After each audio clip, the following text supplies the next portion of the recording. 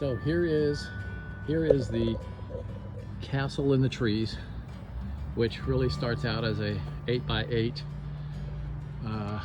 play fort, but I built it around this old golden tree here, and you can see that the castle is just really an illusion. It's painted, and here's the side to this climbing wall.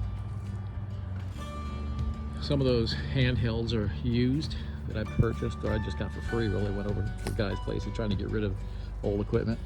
Those two handrails were free. I just repainted them. Same with the handrails on the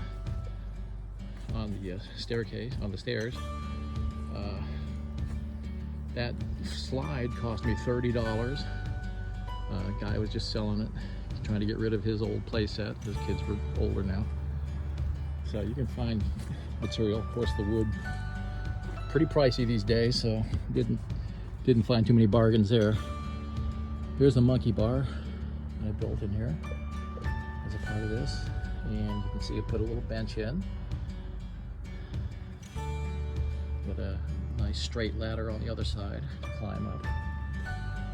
There's the tree, and then coming around the side here, you can see the back side of this, which instead of using openings that the kids can get in and out of, we just put a couple of windows up there. And then down below, it looks kind of like dungeon-like a little bit with the way the panels work.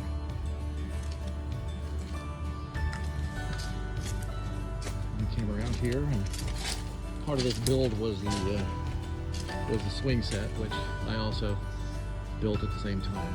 So built the swing set and the fort, and then decided to make it a castle.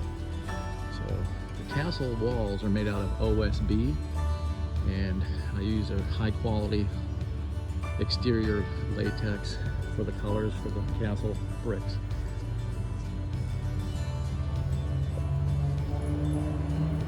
And I still have to do a final coat. The final coat will be a polyurethane. I can use a spar polyurethane finish, but I noticed that when I painted it on the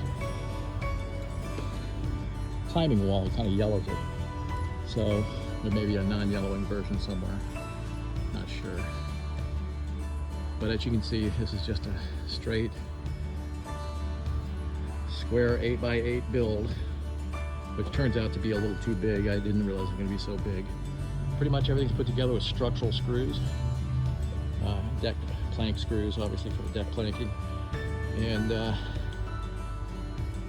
actually I even used OSB. You can see reinforced with 3 2x4s. That OSB panel is about 36 inches wide.